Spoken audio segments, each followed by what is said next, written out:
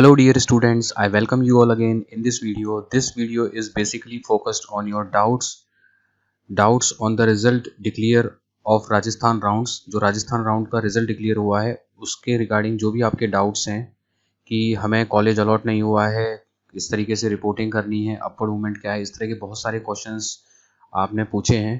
तो उन्हीं सारे क्वेश्चंस को लेकर मैं यहाँ पर आया हूँ। उन्हीं क्वेश्चंस के आंसर हम यहाँ पर देखेंगे। तो चलिए स्टार्ट करते हैं वीडियो से। तो सबसे पहले हम बात कर लेते हैं कि कॉलेज जो अलॉटमेंट हुआ है उसका जो रिजल्ट आया है वो काफ़ी सरप्राइजिंग रहा है ज़्यादातर के लिए, क्योंकि जैसे लास्ट ईयर होता आया हुआ था तो इस बार जो कट ऑफ कहें तो वो ज़्यादा गई है। जो टॉप प्रायोरिटी के जो कॉलेजेस जिनको स्टूडेंट लेना ज़्यादा प्रेफर कर रहा है उनके अंदर अच्छी रैंक आते हुए भी ज़्यादातर स्टूडेंट्स को सीट वहाँ पर नहीं मिली है। तो उसके क्या रीज़न्स हैं वो सब देख लेते हैं। मैं पहले ही मेरे वीडियो में बता चुका था कि कट ऑफ ज़्यादा रहेगी और ये टाइम टू टाइम क्या होता है, वेरी करता है। तो हम प्रीवियस ईयर से बस एक अनुमान लगा सकते हैं, उसका मानकर नहीं चल सकते। तो प्लेलिस्ट में मैं एक महीने पहले ये बता दिया था कि रीप cut off is high, but आपको ये है कि अपवर्ड मूवमेंट के बाद ये डाउन होने के लिए मिलेगी, ये बात भी है। तो इनिशियल लेवल पर जब मेन राउंड का जो रिज़ल्ट आता है उसमें ऐसा होता ही है। ईयर टू ईयर ये काफ़ी वेरी करता है। अब उतना डाउन तो नहीं जाएगा जितना पिछली बार डाउन चला गया था, बट अपवर्ड मूवमेंट में काफ़ी फ़र्क पड़ता है। जब अपवर्ड मूवमेंट का रिजल्ट आता है तो उसके बाद कॉलेज अलॉटमेंट और सीट्स में काफ़ी वेरिएशन देखने के लिए मिलता है अपवर्ड मूवमेंट के रिजल्ट के बाद। तो इस बार क्यों ऐसा कुछ रहा है, उसके रीजंस कुछ इस तरीके से हैं कि इस बार एक तो ये जो कॉलेजेस हैं, स्पेशली एमबीएम कॉलेज का बहुत स्टूडेंट्स के बीच में एक तरह का क्रेज़ बन गया था। सीटीआई उदयपुर का एक तरीके से काफ़ी ज़्यादा क्रेज़ बन गया था। तो स्टूडेंट्स ने अपनी ब्रांच को प्रेफर ना कर इन दोनों कॉलेजेस के केस में कॉलेज को ही प्रेफर किया है, और कुछ ब्रांचेस में आरटीयू को भी स्टूडेंट्स ने प्रेफर किया है। तो एमबीएम का तो बहुत ज़्यादा क्रेज़ रहा है स्टूडेंट्स के बीच में कि कोई भी ब्रांच इसमें फिल कर दें वो मिल जाए, एक आध किसी ब्रांच को लाइक बिल्डिंग कंस्ट्रक्शन को छोड़कर। तो स्टूडेंट्स ने ऑलमोस्ट एमबीएम की सभी ब्रांचेस फिल कर दी, सीटीए उदयपुर की सभी ब्रांचेस फिल कर दी। उन्होंने उनका इंटरेस्ट इस बार नहीं देखा, उन्होंने कॉलेज ये मिल जाए बस उस कॉलेज की तरफ वो फोकस रहे। तो मेन रीज़न ये भी रहा कि स्टूडेंट्स जो अच्छे रैंकर थे, जिनकी जनरल मेरिट अच्छी थी, तो उन स्टूडेंट्स ने भी इन कॉलेजेस की ज़्यादातर जो ब्रांचेस है उनको प्रेफर किया है। तो इस वजह से भी काफ़ी डिफरेंस देखने के लिए मिला है। तो एमबीएम कॉलेज का काफ़ी ज़्यादा क्रेज़ रहा। ये मेरी समझ से बाहर है कि इतना क्रेज़ क्यों है, बट क्रेज़ रहा है एमबीएम का। स्टूडेंट्स ने इसकी सारी ब्रांचेस में से कोई भी ब्रांच मिल जाए उस तरीके से चॉइस फिलिंग की है। उसी तरीके से सीटीआई उदयपुर की चॉइस भी स्टूडेंट्स ने फिल की है, चाहे कोई भी ब्रांच मिल जाए। और आरटीयू की भी जो सिलेक्टेड ब्रांचेस हैं उसमें स्टूडेंट ने इंटरेस्ट दिखाया है। तो जो टॉप रैंकर स्टूडेंट्स हैं उन्होंने प्रेफरेंस दिया है इन कॉलेजेस की सभी ब्रांचेस को, रेदर देन उन्होंने ब्रांच को इम्पोर्टेंस दिया। इसके बाद प्राइवेट कॉलेजेस के चॉइस फिलिंग में टॉप रैंकर्स ने ब्रांच को प्रेफर दिया है, बट इन कॉलेजेस के अंदर तो उन्होंने कॉलेज को ही प्रेफर करके चॉइस फिलिंग की थी। तो अगर हम बात करें यहाँ पर, अगर टोटल सीट्स की हम बात कर लें यहाँ पर, तो इन 3 कॉलेजेस की सारी टोटल सीट्स मिलाकर यहाँ पर टोटल सीट्स जो निकलती हैं वो 2007 सीट्स निकलती हैं। सभी सीट्स को मिलाकर हम 2007 यहाँ पर सीट्स हैं। और एसकेआईटी की ब्रांच की बात करें, यहाँ पर सिर्फ मैं टेक ब्रांचेस की बात कर रहा हूँ, तो एसकेआईटी में 930 सीट्स हैं टेक ब्रांचेस की, सिर्फ टेक ब्रांचेस की, जिसके अंदर कंप्यूटर के सारे स्पेशलाइजेशन आ गया और ईसी ब्रांच आ गई। उसी तरीके से जेईसीआरसी में टेक ब्रांचेस की बात करें तो 1140 सीट्स यहाँ पर इनके पास हैं, 140 सीट्स हैं। तो 140 सीट्स भी सीएसई स्पेशलाइजेशन और ईसी ब्रांच को मिलाकर हैं। तो अगर हम देखें कि ये सारी टोटल सीट्स मिलाकर कितनी बनती हैं, तो ये सारी टोटल सीट्स लगभग 3000 के आसपास बैठ। इसमें से हमें क्या माइनस करनी पड़ेगी, क्योंकि इनके अंदर आउट ऑफ राजस्थान का भी कोटा होता है। तो आउट ऑफ राजस्थान का 15% कोटा हटाकर सीट्स को कैलकुलेट करें। इसके अंदर मैनेजमेंट कोटा भी होता है।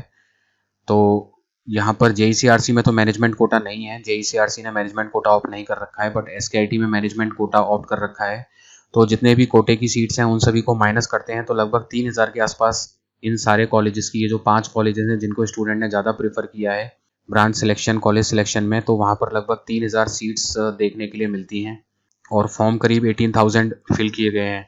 तो जिन भी स्टूडेंट्स ने फॉर्म फिल किया है, जो काउंसलिंग में पार्टिसिपेट किया है, तो उन लोगों का तो प्रेफरेंस इन्हीं कॉलेजेस की तरफ ज़्यादा था और थोड़ा बहुत इन कॉलेजेस की तरफ ज़्यादा था और बाकी कॉलेजेस की तरफ थोड़ा बहुत था। तो काउंसलिंग में जो पार्टिसिपेट करता है, अगर हम 18,000 स्टूडेंट्स की बात करें और 18,000 में से लगभग 3,000 की जो सीट्स हैं इन पर ही कंपटीशन हाई था, क्योंकि काफ़ी स्टूडेंट्स जिन्होंने पार्टिसिपेट नहीं किया है काउंसलिंग में, एडमिशन तो बहुत लेंगे, आपको कॉलेज प्राइवेट कॉलेजेस में काफ़ी स्टूडेंट मिल जाएंगे, बट उन्होंने डायरेक्ट एडमिशन कॉलेज में जाकर ले लिए हैं। जनरली जो स्टूडेंट्स अच्छे कॉलेजेस की तलाश में रहता है वो काउंसलिंग में पार्टिसिपेट करता है। तो हम कह सकते हैं कि अगर 18,000 फॉर्म फिल किए गए हैं तो वहाँ पर जो सीट्स के ऊपर को जो कंपटीशन है, मेजोरली जो सीट्स के ऊपर कंपटीशन था वो 3,000 सीट्स के ऊपर यहाँ पर कंपटीशन देखने के लिए मिलता है। इसके अलावा 18,000 में से अगर हम मान लें तो बाकी स्टूडेंट्स को भी अगर हम साइड करें तो यहाँ पर लगभग 8,000 ऐसे स्टूडेंट्स हैं जो JEE के बेसिस पर यहाँ पर अप्लाई कर रहे थे। तो JEE के बेसिस पर अप्लाई किए, उस 8,000 में से 3,000 सीट्स के लिए यहाँ पर काफ़ी अच्छा खासा कंपटीशन बन गया। तो कहने की बात तो है कि सीट्स 28,000 है रीप काउंसलिंग में और फॉर्म 18,000 भरे गए हैं, बट एक्चुअल में जो इनसाइड स्टोरी ये है कि जो रीप की काउंसलिंग में पार्टिसिपेट करता है, फॉर्म फिल करता है, उसकी कहीं ना कहीं अच्छा कॉलेज मिलने की उसको रहता है इम्पोर्टेंस, और उसकी जो JEE की रैंक भी होती है उसके बेसिस पर वो अप्लाई करता है। तो इनसाइड देखें तो एक कंपटीशन तो बनता ही है यहाँ पर, जो मेजरली है इन ब्रांचेस में, इन कॉलेजेस में काफ़ी कंपटीशन रहा है। बाकी अगर हम बात करें टोटल कंप्यूटर साइंस इंजीनियरिंग की टोटल सीट्स हैं तो काफ़ी स्टूडेंट्स जो इस बार जो क्रेज़ है पिछली बार की तरह वो कंप्यूटर साइंस इंजीनियरिंग ब्रांचेस की में ही ज़्यादा क्रेज़ है या फिर इसके स्पेशलाइजेशन का सबसे ज़्यादा क्रेज़ है। तो स्टूडेंट्स ने एक तो इन कॉलेजेस को प्रेफर किया है सबसे ज़्यादा, उसके अलावा कंप्यूटर साइंस इंजीनियरिंग को बहुत ज़्यादा प्रेफर किया है ब्रांच चूजिंग में। तो कंप्यूटर साइंस की भी टोटल जो सीट्स हैं वो बहुत कम रह जाती हैं। अगर हम MBM RTU CTA की बात करें तो 213 सीट्स ही यहाँ पर बचती हैं इस राउंड के लिए, और अगर SKIT JEE CRC की बात करें तो 609 सीट्स बचती हैं इस 6th राउंड के लिए। तो इस तरीके से एक बार के लिए तो कंपटीशन टफ ही है, इसलिए मेन राउंड में जो रिजल्ट आता है उसमें इस तरीके का देखने के लिए मिला है कि अच्छे रैंक होल्डर्स हैं उनको भी उनकी प्रेफर्ड ब्रांच या प्रेफर्ड कॉलेज नहीं मिल पाया है। फिर जो थोड़ा बहुत है स्टूडेंट्स, जैसे GEC अजमेर हो गया, गवर्नमेंट इंजीनियरिंग कॉलेज अजमेर हो गया, तो यहाँ पर भी टेक ब्रांचेस लेना ज़्यादा प्रेफर करते हैं, या फिर सिविल में थोड़ा बहुत रुझान, इलेक्ट्रिकल में थोड़ा बहुत रहता है। गवर्नमेंट इंजीनियरिंग कॉलेज अजमेर जो वुमेंस वाला है वहाँ पर भी टेक ब्रांचेस का क्रेज़ थोड़ा सा रहता है। उसके अलावा जितने भी गवर्नमेंट इंजीनियरिंग कॉलेजेस हैं वहाँ पर भी कंप्यूटर साइंस ब्रांच को ही स्टूडेंट्स ने प्रेफर किया है, अदर ब्रांचेस में इतना नहीं उनका इंटरेस्ट है। उसके बाद इनके अलावा प्राइवेट में थोड़ा बहुत कंप्यूटर साइंस ब्रांच में ही पूर्णिमा में ज़्यादा क्रेज़ देखने के लिए रहा है थोड़ा बहुत, और फिर स्टूडेंट्स ने आर्य कॉलेज को भी प्रेफरेंस दिया है। तो यही गिने चुने ऑप्शन स्टूडेंट्स के पास रहे हैं। बाकी स्टूडेंट्स ने जनरली, ज़्यादातर स्टूडेंट्स इन्हीं कॉलेजों के आसपास घूमते रहे हैं चॉइस फिलिंग में, और इन्हीं के अंदर उन्होंने पूरी चॉइस फिलिंग की है। तो यही रीज़न है कि कहने को तो सीट्स टोटल 28,000 दिखती हैं, बट जो स्टूडेंट इस काउंसलिंग प्रोसेस में पार्टिसिपेट कर रहा है वो कहीं ना कहीं इन्हीं कॉलेजेस के आसपास सिमट कर रह गया है। तो इस वजह से जो कट ऑफ है वो ज़्यादा देखने के लिए मिली है। तो एक तो क्रेज़ MBM का बहुत ज़्यादा रहा है चूज चॉइस फिलिंग में, और ब्रांच की बात करें तो कंप्यूटर साइंस इंजीनियरिंग का सबसे ज़्यादा क्रेज़ है ब्रांच ऑप्ट करने में या फिर इसके स्पेशलाइजेशन का। तो यही रीज़न रहा है कि जिनकी 2,500 से भी रैंक कम है, और मैं कहूँ 2,000 तक भी रैंक है, तो उनको जो ये वाले कॉलेजेस हैं यहाँ पर एडमिशन सिक्योर करने में दिक्कत आई है। इन गवर्नमेंट कॉलेजेस में किसी भी ब्रांच में एडमिशन सिक्योर करने में दिक्कत आई है। जो 2000 तक की रैंक के कैंडिडेट्स हैं उनको ये था कि इन 3 कॉलेजेस में कोई ना कोई ब्रांच तो मिल ही जाएगी, बट काफ़ी स्टूडेंट के साथ ऐसा हुआ है कि इनमें उन्हें कोई भी ब्रांच नहीं मिल पाई है अच्छी रैंक होती भी। तो उसका रीज़न यही है। और जो थोड़ी बहुत नॉन क्रेजी ब्रांच हैं इन कॉलेजेस की वो स्टूडेंट ने फिल नहीं करी, तो इस वजह से उनको यहाँ पर थोड़ी प्रॉब्लम रही है सीट मिलने में। तो ज़्यादातर स्टूडेंट ऐसे भी रहे हैं जिन्होंने सिर्फ इन्हीं कॉलेजेस की चॉइस फिल करी थी और ज़्यादा कॉलेजेस की चॉइस फिल नहीं करी थी, तो उनको क्या है, चॉइस एग्जॉस्टेड का मैसेज आ गया है, उनकी चॉइस एग्जॉस्टेड हो गई है। तो चॉइस एग्जॉस्टेड के कैंडिडेट्स को तो अभी अपवर्ड मूवमेंट का इंतज़ार करना है। तो अपवर्ड मूवमेंट का जब रिजल्ट आएगा तभी चॉइस एग्जॉस्टेड में अगर कुछ मिलता है तो वो पता चल पाएगा। और काफ़ी स्टूडेंट्स की डिसेंट रैंक होते हुए भी बट उन्हें उनकी इंटरेस्टेड ब्रांच यहाँ पर नहीं मिली है। तो मेन रीज़न कुछ ये सब रहा है। अब आपको क्या करना है, जो आपके पास नेक्स्ट ऑप्शन मिलता है अब ये है कि इसके अंदर बहुत कम स्टूडेंट्स हैं जिनको जो ब्रांच या जो कॉलेज चाहिए था उससे वो सेटिस्फाई हैं। ज़्यादातर स्टूडेंट्स ऐसे ही हैं जो अपनी ब्रांच या कॉलेज से सेटिस्फाई नहीं हैं। तो उनके पास ले दे के यही ऑप्शन बचे हैं अब लास्ट में कि वो अपवर्ड मूवमेंट में जा सकते हैं या फिर इंटरनल स्लाइडिंग। इंटरनल स्लाइडिंग तो कॉलेज लेवल पर होता है, तो अभी इसकी बात नहीं कर सकते हम, अभी ये ऑप्शन नहीं है। तो अभी जो ऑप्शन है वो अपवर्ड मूवमेंट का है। और जो चॉइस एग्जॉस्टेड के कैंडिडेट हैं उनके लिए भी अपवर्ड मूवमेंट और एक स्पॉट एडमिशन का है। अगर अपवर्ड मूवमेंट के बाद मिल जाती है चॉइस एग्जॉस्टेड को तो ठीक है, अगर नहीं मिलती है तो उनको स्पॉट एडमिशन में जाना पड़ेगा या फिर डायरेक्ट एडमिशन में कॉलेज में जाकर डायरेक्ट एडमिशन के लिए बात करनी पड़ेगी। यही कुछ गिनती के ऑप्शन अभी बचे हैं। तो आपको यहाँ तक की चीज़ क्लियर हो गई होगी कि कॉलेज अलॉटमेंट किस तरीके से हुआ है, किस तरीके से जो सीट्स हैं वो एक्चुअली उतनी है नहीं जितनी रिप्रेजेंट करके बताएं, क्योंकि स्टूडेंट्स का जो कंपटीशन है वो गिनती की इन्हीं सीट्स के लिए है। और इसको मैं थोड़ा सा और बढ़ा दूँ इन सारे कॉलेजेस को इंक्लूड करके, तो ये 5000 और 6000 के आसपास ही सीट्स हैं जिनके आसपास स्टूडेंट्स घूम रहा है। तो यही 5000 6000 सीट्स की जो उन्होंने कॉलेज प्रेफर करें, इन्हीं के आसपास स्टूडेंट्स घूम रहा है और कंपटीशन यहीं की यहीं बना हुआ है, इन्हीं कॉलेज में स्टूडेंट प्रेफर कर रहा है। बाकी इस सीट से बाहर के जितने भी कॉलेजेस हैं उनमें स्टूडेंट इतना इंटरेस्टेड नहीं है एडमिशन लेने में। तो अब बात कर लेते हैं कि आपके पास अभी जो लेटेस्ट ऑप्शन है वो अपवर्ड मूवमेंट का ये है। तो आपको अपवर्ड मूवमेंट करना है और अपवर्ड मूवमेंट का जो लिंक है वो आरटीयू की वेबसाइट पर अवेलेबल हो गया है। तो आप वहाँ पर जाकर अपवर्ड मूवमेंट के लिए अप्लाई कर सकते हैं। लेकिन अपवर्ड मूवमेंट में अप्लाई करने से पहले आपको क्या करना पड़ेगा, कॉलेज रिपोर्ट करना पड़ेगा, तभी वो आपका लिंक एक्टिव होगा। तो यहाँ पर आपको रीप की वेबसाइट पर जाना है और यहाँ पर जो लिंक है वो एक्टिव हो गया है। Click here for apply for upward movement of Rajasthan candidates. वैसे तो ये सेम डेट के दिन ही एक्टिव हो जाता है, पर ये आज एक्टिव किया है। तो आपको यहाँ पर क्लिक कर कर आपके फॉर्म नंबर और पासवर्ड, यहाँ पर आपकी डिटेल्स फिल करनी है, साइन इन करना है। बस वो आपसे एक यही पूछेगा, are you sure you want to go for upward movement. आपको सबमिट कर देना है, कुछ भी नहीं करना उसके अंदर। बस आपको फॉर्म ये जैसे ही इसको साइन इन करेंगे आपका वो खुल जाएगा। आपसे बस एक टिक मार्क करके ये मांगेगा कि आप श्योर हैं अपवर्ड मूवमेंट में जाने के लिए। आपको टिक मार्क करके आगे बढ़ के उसको सबमिट कर देना है और आप अपवर्ड मूवमेंट के लिए क्या हो जाएंगे, एलिजिबल। बट इस प्रोसेस को करने के लिए आपको क्या है, कॉलेज रिपोर्ट करना पड़ेगा। बिना कॉलेज रिपोर्ट करे आप इस प्रोसेस में पार्टिसिपेट नहीं कर सकते। और जिन भी कैंडिडेट्स की चॉइस एग्जॉस्टेड हो गई है तो वो डायरेक्टली इस राउंड के लिए एलिजिबल हो जाते हैं, तो उनको कुछ भी नहीं करना। अगर वो फॉर्म नंबर और पासवर्ड डालकर यहाँ पर साइन इन कर देखना चाहें तो देख सकते हैं। उनके एक मैसेज यहाँ पर डिस्प्ले होकर आ जाएगा कि you are automatically eligible for upward movement. तो चेक करना चाहें श्योरिटी के लिए तो वो देख सकते हैं। तो चॉइस एग्जॉस्टेड के कैंडिडेट ऑटोमेटिकली एलिजिबल हैं, उनको बस अपना रिजल्ट चेक करना है। ये 23 अगस्त को जो रिजल्ट आएगा इसका अपवर्ड मूवमेंट का, तो उनको चेक कर लेना है क्या उनको कोई कॉलेज अलॉट हुआ है या नहीं हुआ है। तो यहाँ पर लिंक अवेलेबल हो गया रीप की वेबसाइट पर, आप अप्लाई कर सकते हैं अगर आपने रिपोर्ट कर दिया है कॉलेज को, अगर आप इसमें पार्टिसिपेट करना चाह रहे हैं। ये तो पक्का है कि अगर आप अपवर्ड मूवमेंट करेंगे तो यहाँ पर 80% स्टूडेंट्स होता है उनकी सीट चेंज होने के लिए मिलेगी, कहीं ना कहीं उनकी जो सीट है वो उनको चेंज होने के लिए मिलेगी। तो पूरे चांसेस हैं अगर आप अपवर्ड मूवमेंट में जाते हैं तो आपको सीट चेंज होने के लिए मिलती ही मिलती है।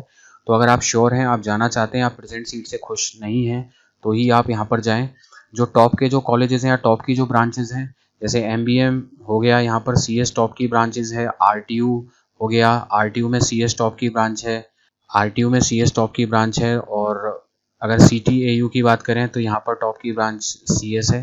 तो यहाँ पर सीट थोड़ी कम वैकेंट होती है अपवर्ड मूवमेंट में, तो यहाँ पर थोड़ा शिफ्ट कम देखने के लिए मिलेगा, बट कुछ ना कुछ तो देखने के लिए मिलेगा, ज़्यादा नहीं तो फिर भी थोड़ा बहुत देखने के लिए मिलेगा।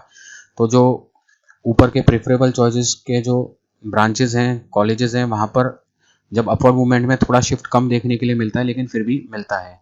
तो पूरे चांसेस होते हैं कि 80% स्टूडेंट ऐसे होते हैं जो अपवर्ड मूवमेंट के लिए अप्लाई करेंगे तो उनकी प्रेजेंट ब्रांच में चेंज आना श्योर है 80% स्टूडेंट्स के। तो अगर आप अपनी प्रेजेंट ब्रांच से नहीं हैं खुश तो आप इसके लिए अपवर्ड मूवमेंट के लिए जा सकते हैं। और अगर आप प्रेजेंट ब्रांच पर ठीक हैं तो आप अवॉइड कर सकते हैं, क्योंकि चेंज होना लगभग पॉसिबल होता ही होता है 80% का। तो यहाँ पर मैं बता दूं कि अपवर्ड मूवमेंट के लिए कौन कौन जा सकता है। एक तो चॉइस एग्जॉस्टेड के कैंडिडेट्स हैं, वो तो ऑटोमेटिकली एलिजिबल हो जाते हैं अपवर्ड मूवमेंट के, तो उनका स्टेप तो यहीं पर क्लोज हो जाएगा। और अपवर्ड मूवमेंट के लिए जिनको कॉलेज अलॉट हो चुका है उनको क्या है कि कॉलेज रिपोर्ट करना पड़ेगा। मैं बार बार कह रहा हूँ कि बिना कॉलेज की रिपोर्टिंग के लिए आपका जो लिंक है अपवर्ड मूवमेंट का वो एक्टिव नहीं होगा।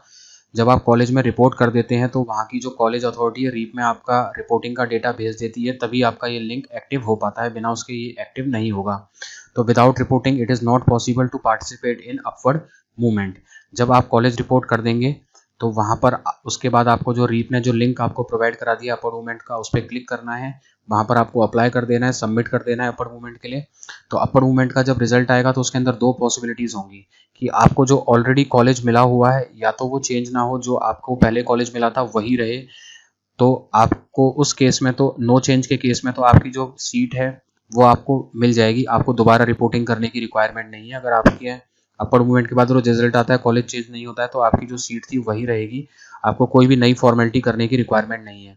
लेकिन अगर अपर मूवमेंट के रिजल्ट के बाद और जो चेंज आता ही आता है तो वहाँ पर अगर कॉलेज चेंज होता है तो कॉलेज चेंज के केस में आपको क्या करना होगा, न्यू रिपोर्टेड अलॉटेड कॉलेज में रिपोर्ट करना होगा।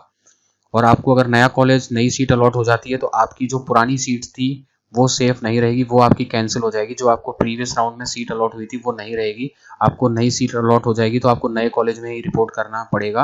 आप किसी भी तरीके से पुरानी सीट को क्लेम नहीं कर पाएंगे, किसी भी रिक्वेस्ट मोड में आप चाहें कि मैं वापस से पुरानी सीट पर लौट जाऊं तो वो पॉसिबल नहीं है। फिर इस स्टेप के बाद अगर आपको नया कॉलेज अलॉट हो गया अपर मूवमेंट में तो आपको उसी नए कॉलेज में रिपोर्ट करनी होगी, उसके बाद कोई ऑप्शन नहीं है कि आप पुरानी सेफ सीट पर जा सकें। तो पुरानी सीट सेफ नहीं होगी अगर आपको नई सीट अलॉट हो जाती है।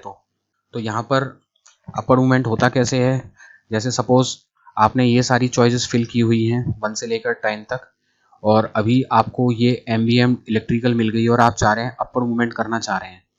तो यहाँ से अगर हम देखें तो ये लोअर ऑर्डर से हायर ऑर्डर की तरफ यहाँ पर शो कर रखा है।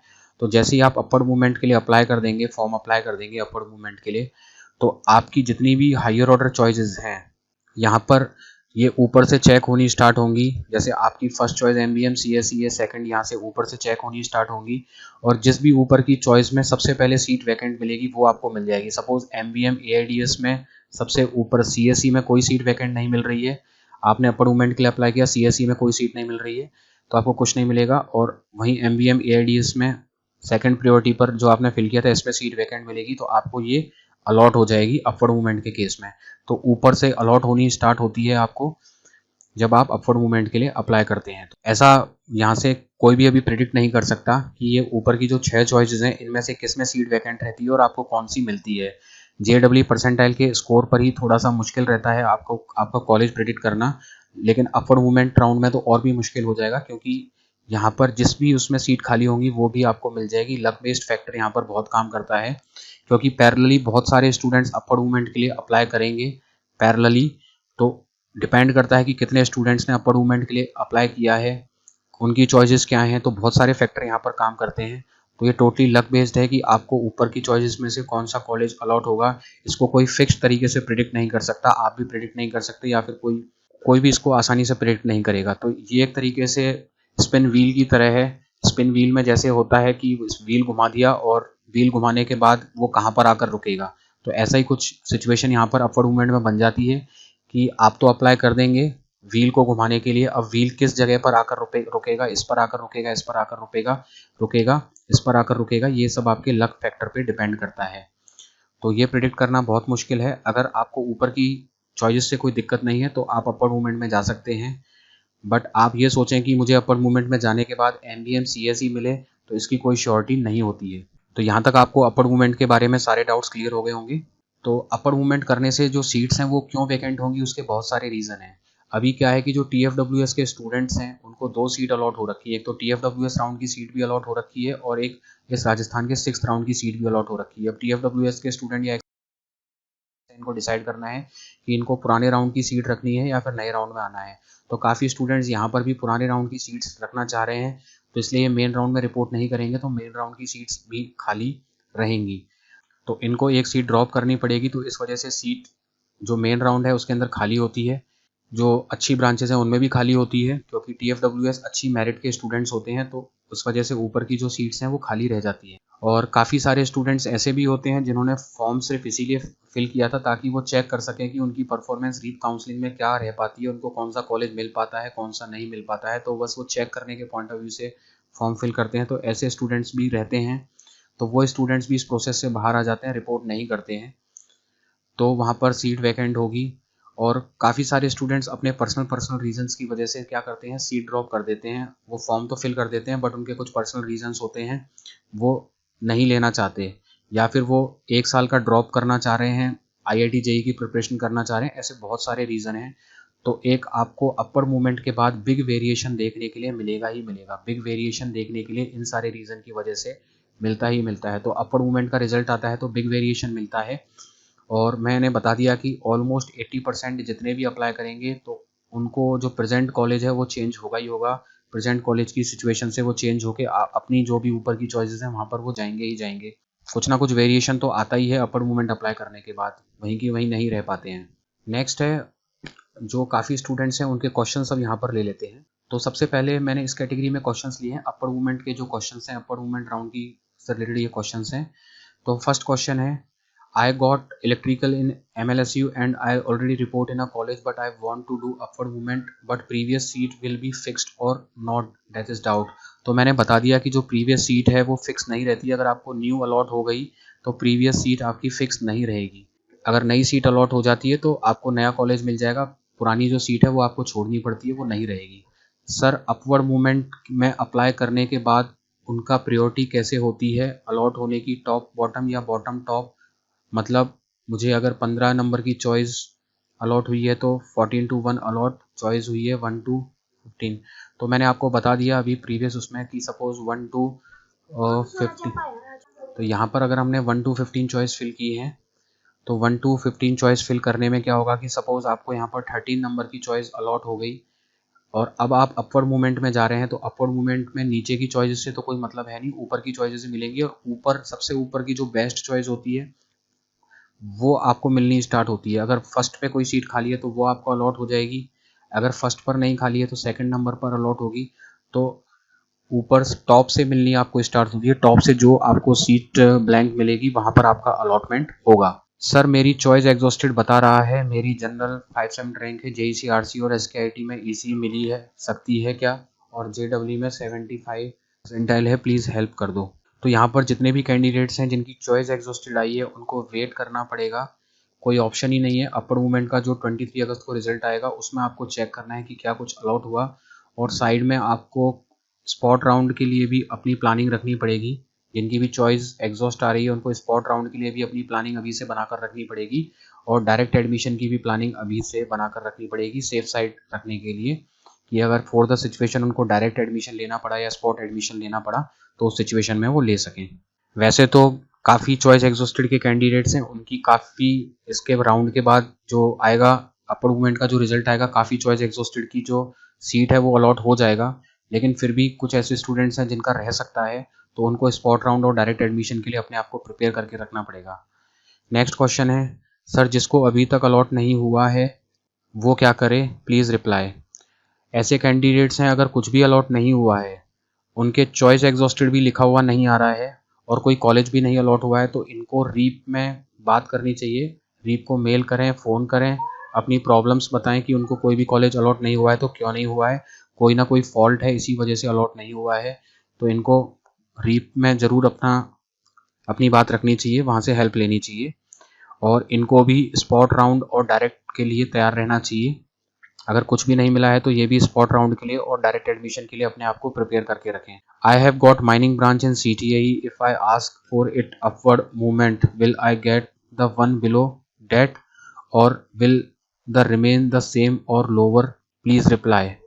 तो यहाँ पर ये पूछना चाह रहे हैं कि क्या इनको लोअर चॉइस मिल सकती है, मतलब ये जो ब्रांच अलॉट हुई है उससे लोअर पर आना चाहिए, माइनिंग ब्रांच अलॉट हुई है उससे वो लोअर चॉइसेस की तरफ आना चाह रहे हैं, तो लोअर चॉइस आपको नहीं मिलेगी।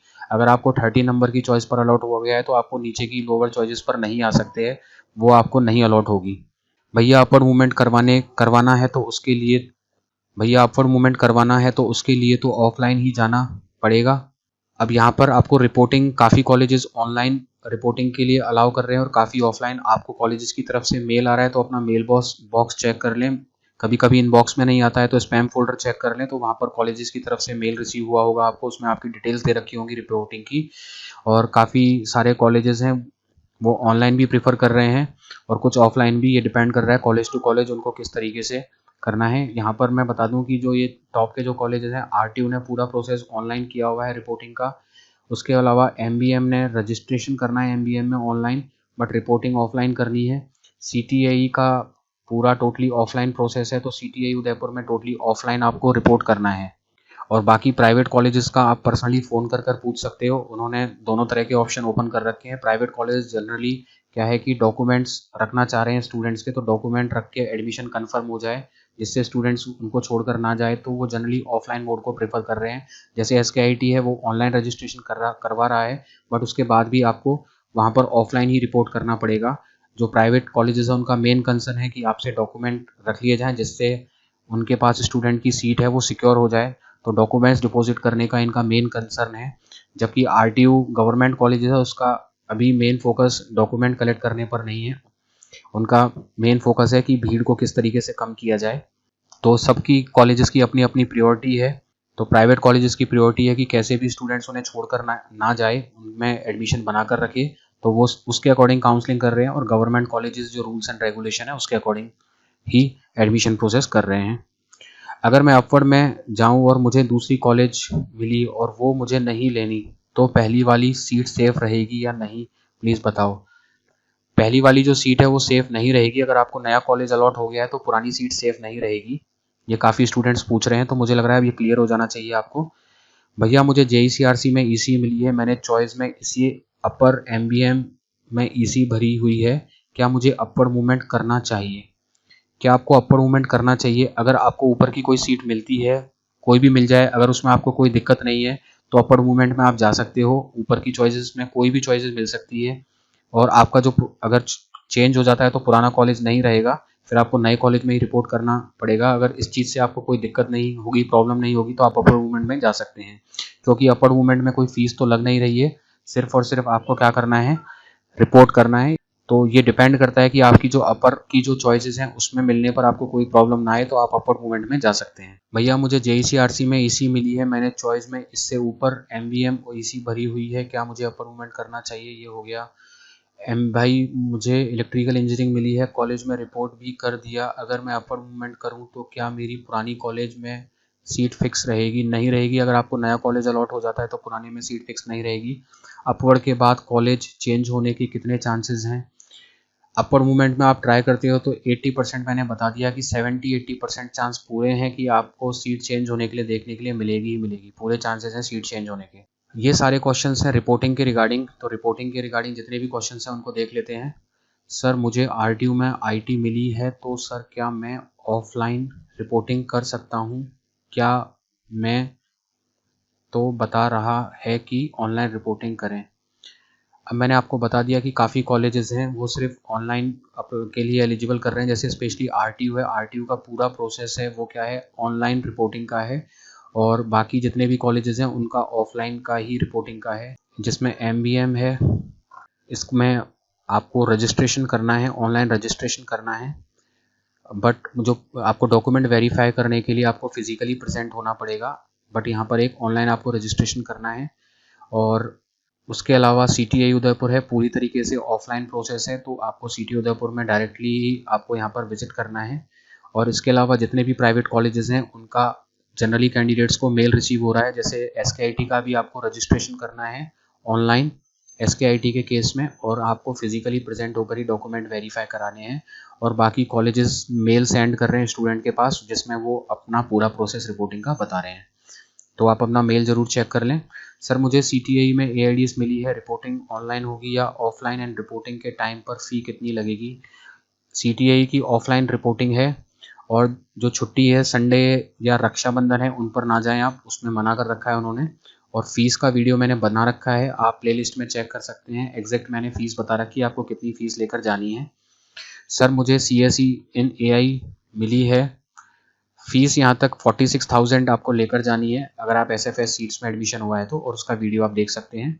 सर मुझे CSE in AI मिली है, पूर्णिमा में 60,000 एडमिशन फ़ी मांग रहे हैं, मैं इतनी अभी नहीं दे सकता हूँ, क्या करूँ? मेरे एडमिशन तो कैंसिल नहीं कर देंगे, मुझे वैसे भी अपवर्ड के लिए जाना है, इसलिए रिपोर्टिंग। तो इस केस में अगर कॉलेज आपसे ज़्यादा फीस मांग रहा है, जितना आप दे नहीं पा रहे हैं, तो आप रिक्वेस्ट कर सकते हैं कि वो सिर्फ आपसे ट्यूशन फ़ीस ले लें। ट्यूशन फ़ीस जो होती है, सिर्फ ट्यूशन फ़ीस सेमेस्टर वाइज ले लें, बाकी फ़ीस के लिए आप मना कर देना कि बाकी सारे हेड्स आप बाद में पे कर दोगे। तो आप उनसे रिक्वेस्ट करके उनको कन्विंस करके समझा सकते हो, अपनी प्रॉब्लम बता सकते हो, तो मे बी वो मान जाएंगे। जनरली एकदम से एडमिशन कैंसिल कोई नहीं करता, तो आप आपको ये रिक्वेस्ट करनी पड़ेगी उस कॉलेज से। आर्य ओल्ड कैंपस में ऑनलाइन रिपोर्टिंग करा सकते हैं क्या? आपको कॉलेज वालों से फ़ोन कर पूछना पड़ेगा या उनका आपको मेल रिसीव हुआ होगा रिपोर्टिंग गाइडलाइंस के रिगार्डिंग। बाकी जनरली ये ऑनलाइन के लिए भी अलाउ कर देते हैं। मेजरली इनको फ़ीस से मतलब रहता है, अगर फ़ीस आप ऑनलाइन पे कर देंगे तो ये आपको ऑनलाइन के लिए भी अलाउ कर देंगे। अगर आपकी मजबूरी है, आप नहीं आ सकते, तो उसके लिए भी अलाउ कर देंगे एक बार के लिए इनके पास फ़ीस पहुंच गई तो। बाकी आप फ़ोन कर इनसे पता कर सकते हैं। I got seat in this round, if I drop can I automatically eligible for upward movement? I got seat in this round, if I drop I can automatically. हाँ, इस पे स्टूडेंट्स काफ़ी ध्यान रहे हैं। काफ़ी स्टूडेंट्स सोच रहे हैं कि अगर वो इस राउंड में सीट ड्रॉप कर देते हैं, तो जैसे TFWS में सीट स्टूडेंट ड्रॉप कर रहा था, TFWS में स्टूडेंट सीट ड्रॉप कर रहा था, तो वो ऑटोमेटिकली राउंड 6 के लिए एलिजिबल हो रहा था। तो वैसी डाउट यहाँ पर बना हुआ है कि सीट ड्रॉप करने पे अगले राउंड में एलिजिबल हो जाते हैं, तो यहाँ पर आप नहीं होंगे। तो ऐसे स्टूडेंट्स ध्यान रखें जिनके दिमाग में गलत फहमी है कि अगर उन्होंने ये रिपोर्ट नहीं किया तो वो अगले राउंड में एलिजिबल हो जाएंगे, वो काउंसलिंग प्रोसेस से बाहर हो जाएंगे। अगर इस सिचुएशन में है तो काउंसलिंग प्रोसेस से बाहर हो जाएंगे। आपको क्या है, रिपोर्ट करना ही करना है। आप रिपोर्ट करेंगे तो ही काउंसलिंग प्रोसेस में बने रहेंगे, अपवर्ड मूवमेंट के लिए एलिजिबल रहेंगे। अगर आपने रिपोर्ट नहीं किया तो आप इस काउंसलिंग प्रोसेस से बाहर ही हो जाएंगे। आप ऑटोमेटिकली अपवर्ड मूवमेंट के लिए एलिजिबल नहीं होंगे अगर आपने रिपोर्ट नहीं किया इस राउंड में। तो सर रिपोर्टिंग फ़ी कितनी देनी है? मैंने ऑलरेडी इसका वीडियो बना रखा है कि आपको कितनी रिपोर्टिंग फ़ीस किस कॉलेज में देनी है, तो आप प्लेलिस्ट में देख सकते हैं। नेम मिस्टेक इन डॉक्यूमेंट्स में नेम मिस्टेक्स है, छोटी मोटी मिस्टेक्स है तो आपसे वो एक एप्लीकेशन लिखवा लेंगे, एफिडेविट भरवा लेंगे और जनरली आपको अलाउ कर देंगे और आपको टाइम दे देंगे करेक्शन के लिए। तो इसमें कोई खास इशू नहीं बनेगा। All documents are not available at the time of reporting. क्या करें, सभी डॉक्यूमेंट्स नहीं है, कोई दिक्कत नहीं है। जो भी डॉक्यूमेंट्स नहीं है उसके लिए वो आपसे एप्लीकेशन लिखवा लेते हैं और आपको अलाउ कर देते हैं, आपको एक टाइम दे देते हैं कि इस टाइम तक आप डॉक्यूमेंट्स सबमिट करा दें। तो इसमें भी कोई खास इशू नहीं बनेगा। सर रिपोर्टिंग में ओरिजिनल डॉक्यूमेंट डिपॉजिट कर दिए, अपवर्ड के बाद क्या होगा? हाँ, इस चीज़ का भी ध्यान में रखना है कि जो स्टूडेंट्स अपवर्ड में जा रहे हैं, मैं कई बार वीडियोस में बता रहा हूँ कि जो भी अपवर्ड में जा रहा है वो ओरिजिनल डॉक्यूमेंट्स ना जमा कराए। रीप ने भी यही कह रखा है कि ओरिजिनल डॉक्यूमेंट्स जमा कराने की जरूरत नहीं है। जो किस में जा रहे हैं, अपवर्ड में जा रहे हैं, जिन्होंने कॉलेज ही फिक्स नहीं किया वो ओरिजिनल डॉक्यूमेंट्स जमा नहीं कराए। क्योंकि मान लीजिए आप रहने वाले उदयपुर में हैं, आपने जयपुर के किसी कॉलेज में रिपोर्ट कर दिया, वहाँ पर ओरिजिनल डॉक्यूमेंट्स जमा करा लिए और फिर उसके बाद आपको जोधपुर में कॉलेज अलॉट हो गया, तो ये आपके लिए प्रॉब्लमेटिक हो जाएगा। तो आप कॉलेज वालों को क्लियर कट बता दें कि आप अपवर्ड मूवमेंट में जाएंगे, इसलिए आप अपने ओरिजिनल डॉक्यूमेंट्स नहीं जमा करा सकते। रीप के भी यही गाइडलाइंस हैं। तो आप अपने ओरिजिनल डॉक्यूमेंट्स देने से बचें जब तक आप कॉलेज फाइनल ना कर लें, क्योंकि ओरिजिनल डॉक्यूमेंट्स को निकालने का फिर एक लंबा प्रोसेस कॉलेज वाले बना देते हैं। आपको ये एप्लीकेशन देनी पड़ेगी, वो देनी पड़ेगी। तो इसलिए आप पहले ही इस चक्कर में ना पड़ें ओरिजिनल डॉक्यूमेंट्स जमा कराने के लिए, तो सही रहेगा। सर इफ़ नॉट रिपोर्ट तो क्या काउंसलिंग से बाहर हो जाएंगे? यस, अगर आपने कॉलेज में रिपोर्ट नहीं किया है तो आप इस काउंसलिंग प्रोसेस से बाहर आ जाएंगे। तो इसलिए आपको रिपोर्ट करना मस्ट है काउंसलिंग प्रोसेस में बने रहने के लिए। इनकम 1 पेज और 4 page please reply. Income certificate रीप ने तो 1 पेज ही बता रखा है, बट 4 पेज वाला भी राजस्थान गवर्नमेंट का ही फॉर्मेट है। तो आप काफ़ी कॉलेजेस 4 पेज भी कंसीडर कर रहे हैं। तो अगर आपके पास 4 पेज बना हुआ है तो आप 4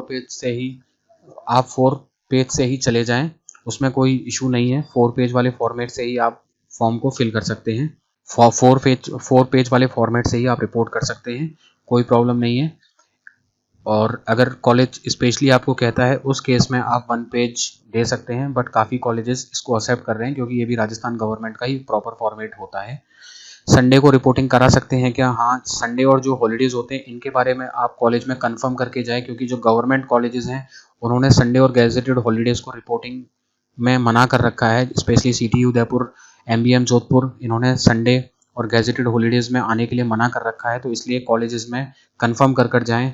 पता चला आप इतना लंबा ट्रैवल कर जा रहे हैं और वहाँ पर आपकी रिपोर्टिंग भी ना हो पाए, तो आपको कॉलेज में पता कर जाना है। जनरली संडे को और गैजेटेड हॉलीडेज़ में जाना अवॉइड करें तो ज़्यादा ठीक रहेगा in case of government colleges.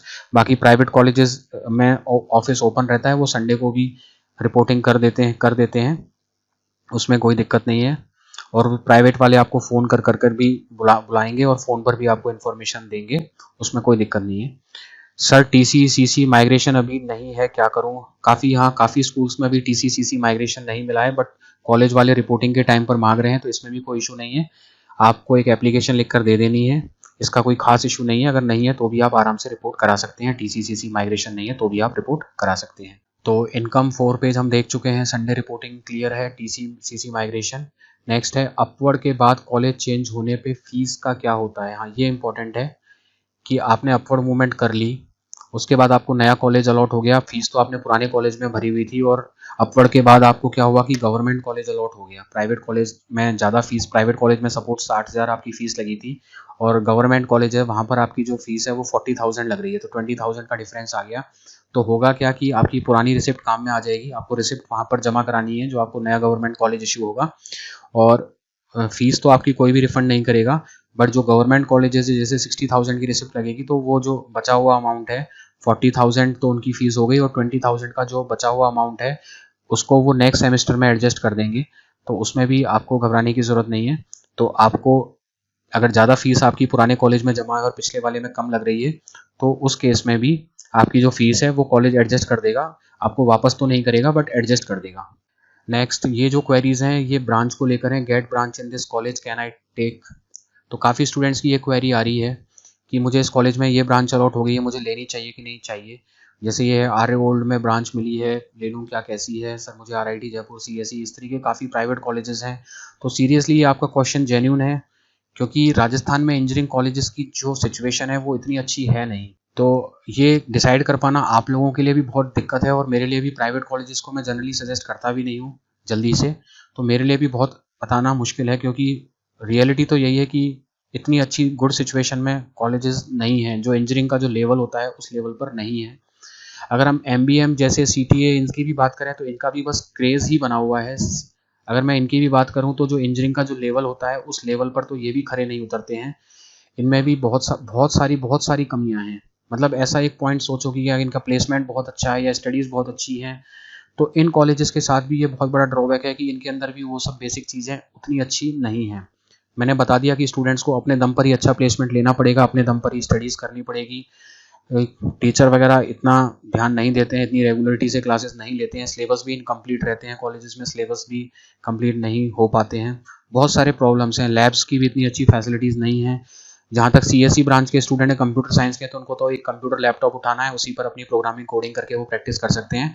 But जो कोर ब्रांचेस हैं, इलेक्ट्रिकल, सिविल, मैकेनिकल, इलेक्ट्रॉनिक्स हैं, वहाँ पर तो फिजिकल लैब की बहुत ज़रूरत होती है। तो वहाँ पर बिल्कुल लैब आउटडेटेड हो चुकी है सभी कॉलेजेस की, बिल्कुल भी नहीं है रिनोवेटिव। काफ़ी कॉलेजेस ने क्या है, रोबोट्स लाके खड़े कर दिए हैं रेडीमेड, बस एडमिशन पर्पस में, शोबाजी के लिए। बट वो दिखावेबाजी है, जो आपको दिखाया जाता है, अगर आप विजिट करने जाएंगे तो वो आपको दिखावे के लिए आपको नई नई चीज़ें दिखा देंगे, बट जब आपका लैब करने का टाइम आएगा तो उन नई चीज़ों जो आपको दिखाई गई हैं उनसे कोई लेना देना नहीं होता है। तो काफ़ी कम ही कॉलेज ऐसे हैं जो पर्टिकुलर स्टैंडर्ड को मेंटेन कर पा रहे हैं। अगर वो करते हैं तो आपको क्या है कि उसके लिए एक्स्ट्रा फीस देनी पड़ेगी। सपोज आपको एम्बेडेड सिस्टम लर्न करना है, या फिर आपको वीएलएसआई डिज़ाइन लर्न करना है, या रोबोटिक्स लर्न करना है, तो पर्टिकुलर कॉलेज क्या है, आपसे पैसे लेकर, अलग से अमाउंट लेकर तब वो फैसिलिटी आपको प्रोवाइड करता है। जैसे एसकेआईटी में इस तरह की फैसिलिटीज़ हैं, बहुत सारे कॉलेजेस में है। तो आपको कोई भी नई टेक्नोलॉजी सीखनी है तो कॉलेज उसको अरेंज तो कर देगा आपके लिए जब ज़्यादा स्टूडेंट हो जाते हैं, बट उसके लिए आपको अलग से पे करना पड़ता है। तो मेरा कहने का मतलब है कि जितनी कॉलेजेस वाले, प्राइवेट कॉलेजेस वाले फीस चार्ज कर रहे हैं, तो उस फीस के चार्ज करने के पॉइंट ऑफ व्यू से उतना फीस के पॉइंट ऑफ व्यू से नहीं मिल रहा है। 1 लाख 1.5 लाख के आसपास फीस है, अगर आप हॉस्टल में रह रहे हैं तो आपको 2 लाख रुपए साल की फीस पड़ेगी। तो उस 2 लाख के अकॉर्डिंग जो आपको एजुकेशन मिलनी चाहिए, आपको प्लेसमेंट इंजीनियरिंग की जो मिलनी चाहिए क्वालिटी, वो तो नहीं है। गवर्नमेंट कॉलेजेस में इसीलिए सजेस्ट करता हूँ कि गवर्नमेंट कॉलेज में चाहे कुछ भी नहीं है, बट एक है कि इनका ब्रांड नेम है और इनकी फ़ीस कम रहती है, ये फ़ायदा तो मिलता है। तो आपका जो फ़ीस का जो अमाउंट बच रहा है, तो उस फ़ीस के अमाउंट को आप दूसरी जगह यूटिलाइज़ कर कर आप नई चीज़ें सीख सकते हो, अपने टाइम को दूसरी जगह स्पेंड कर कर स्किल्स को लर्न कर सकते हो। तो गवर्नमेंट कॉलेज में ये बेनिफिट मिल जाता है। बट प्राइवेट कॉलेजेस वाले तो आपको काफ़ी इंगेज करके रखेंगे, और उनका यही इंटेंशन रहता है कि अगर आप प्राइवेट भी कुछ करना चाह रहे हो, बाउंड कर देते हैं कि आपको अगर ट्रेनिंग करनी है तो इन्हीं के थ्रू करनी पड़ेगी। मतलब ये जहाँ पर सजेस्ट करेंगे वहीं पर आपको पैसे देकर करनी पड़ेगी, इंटर्नशिप वहीं करनी पड़ेगी। तो ये पेड इंटर्नशिप भी कराते हैं। तो ये सारे रिस्क बहुत रहते हैं प्राइवेट के साथ। तो अगर मैं बताऊं तो सजेस्ट कर पाना बहुत मुश्किल है। बट होता क्या है कि हमें खाली तो बैठना नहीं है, हमें कुछ ना कुछ करना है, आगे की पढ़ाई करनी है। तो हमें कोशिश करनी है क्या इससे ऊपर की कोई बेस्ट चॉइसेस हमें मिल सकती है, तो हम ट्राई कर सकते हैं कि हमारे पास कोई बेस्ट ऑप्शन है तो हम उस पर जा सकते हैं। अगर बेस्ट ऑप्शन नहीं है तो हमें जो कॉलेज मिला है, हमें फिर पढ़ाई तो करनी है, तो फिर हमें कॉम्प्रोमाइज़ करना पड़ेगा, फिर वो कॉम्प्रोमाइज़ की सिचुएशन आ जाती है। अगर आपको कोई बेस्ट ऑप्शन नहीं मिल रहा है तो फिर कॉम्प्रोमाइज़ कर आपको स्टडीज़ तो करनी ही पड़ेंगी, जिससे आपको आगे के रास्ते खुल पाएँ। अगर आप आगे स्टडीज़ ही नहीं करोगे तो आपके आगे के रास्ते भी क्लोज़ रहते हैं, ये भी रियलिटी है। तो आपको कहीं न कहीं किन्हीं चीज़ों पर कॉम्प्रोमाइज़ करना पड़ेगा। इसमें कोई, ये सभी को पता है, आप भी जानते हैं, तभी ऐसे क्वेश्चन आ रहे हैं कि जो इंजीनियरिंग की जो सिचुएशन है उतनी अच्छी नहीं है एट प्रेजेंट, वहाँ कई ड्रॉबैक्स हैं।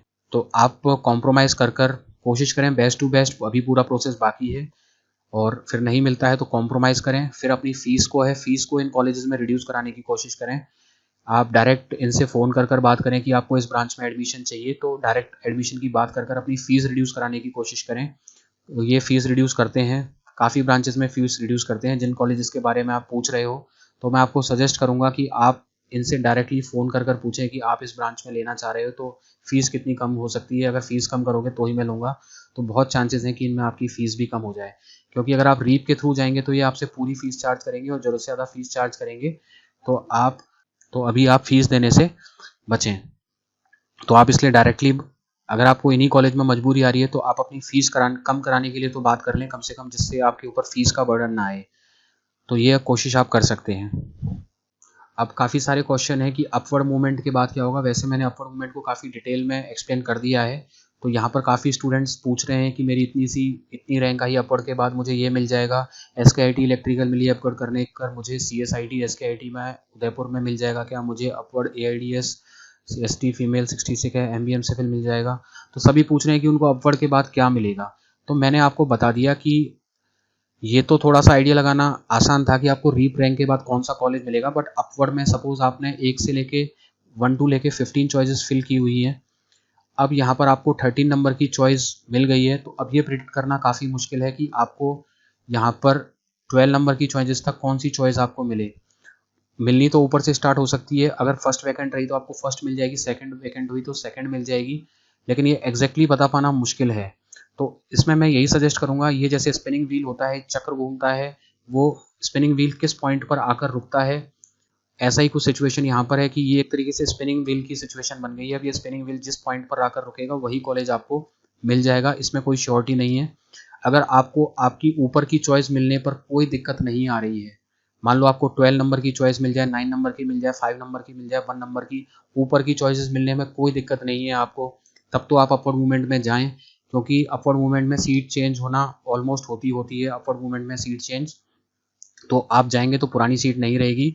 अगर आपको ऊपर की चॉइसेस मिलने पर कोई दिक्कत नहीं आ रही है तो आप ज़रूर अपवर्ड मूवमेंट में जा सकते हैं। अगर आपको ऐसा लगता है कि अपवर्ड मूवमेंट में जाने के बाद मेरी ये चॉइस बीच की गड़बड़ है और मुझे ये मिल गई तो मुझे नहीं चाहिए, तो आप अपवर्ड मूवमेंट से बचना चाहें तो बच सकते हैं। तो मैं इसमें यही सजेस्ट करूंगा इन सभी क्वेश्चंस के लिए कि अपवर्ड मूवमेंट एक लक बेस्ड फैक्टर है, एक स्पिनिंग व्हील सिचुएशन है, एक चक्र जैसे घूमता है, तो वो किसी भी आपके चॉइस पर आकर रुक सकता है। वो किसी को उसका आइडिया कोई नहीं लगा सकता, क्योंकि पैरेलली बहुत सारे स्टूडेंट्स ने अपवर्ड मूवमेंट के लिए अप्लाई किया, बहुत सारे फैक्टर काम करते हैं, तो इसका प्रिडिक्शन काफ़ी मुश्किल हो जाता है। जहाँ तक MBM CSE की बात कर रहे हैं तो MBM CSE तो बहुत मुश्किल है मिल पाना, CTAE में भी CSE मुश्किल है और RTU में भी CSE मुश्किल है मिल पाना।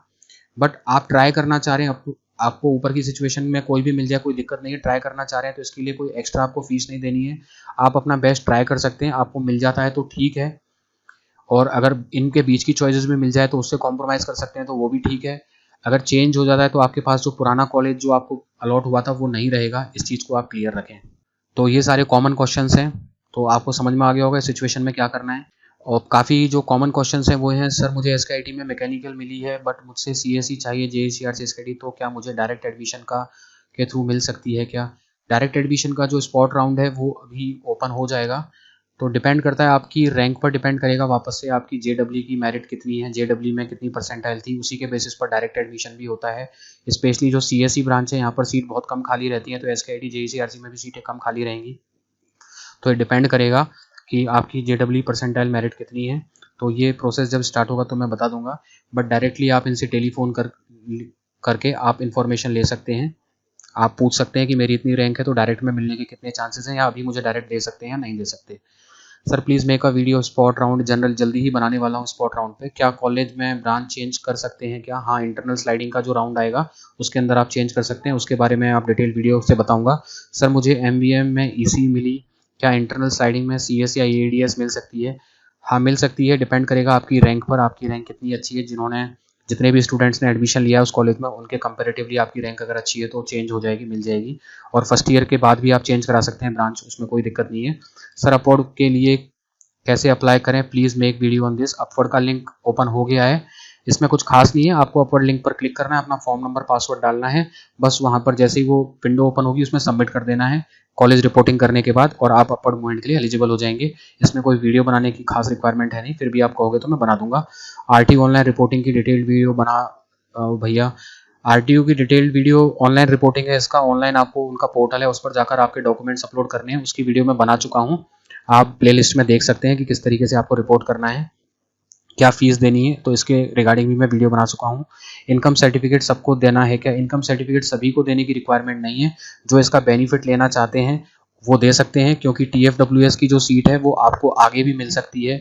तो ऐसे स्टूडेंट्स जो TFWS सीट्स का ऑप्शन आगे रखना चाहते हैं तो उनको सजेस्ट करूंगा वो इनकम सर्टिफिकेट जरूर दें, क्योंकि TFWS की सीट्स खाली रह गई हैं और वो आगे भी स्टूडेंट्स को मिलने के चांसेस हैं। तो आप को ये ज़रूरी है कि इनकम सर्टिफिकेट दें तो ज़्यादा बेटर रहेगा। अगर नहीं दे पा रहे हैं तो इतना कोई मैंडेटरी नहीं है। भैया मुझे JECRC में EC मिली है, क्या मैं फ़ीस कम करवा सकता हूँ?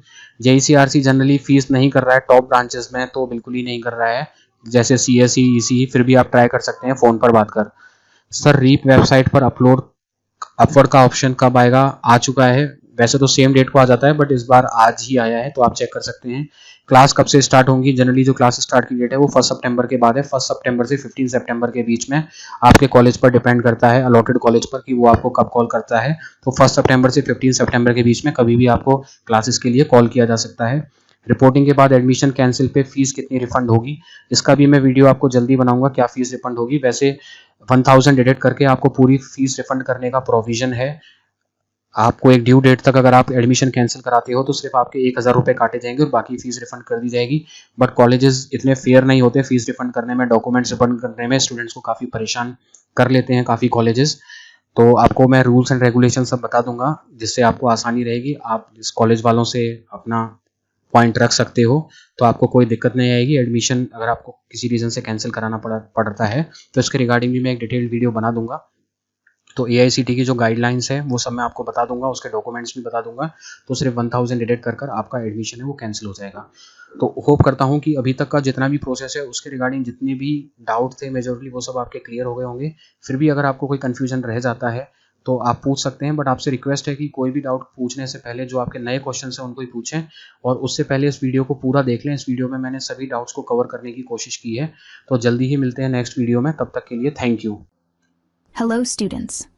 Scroll the playlist at Admission Master for admission process. Fee structure, college review, previous year cutoff, previous year placement record, how to select branch, how to report college, how to complete reporting documents, insights of college, admission process, many more to come. I am with you in your college journey, so subscribe Admission Master and be a part of community.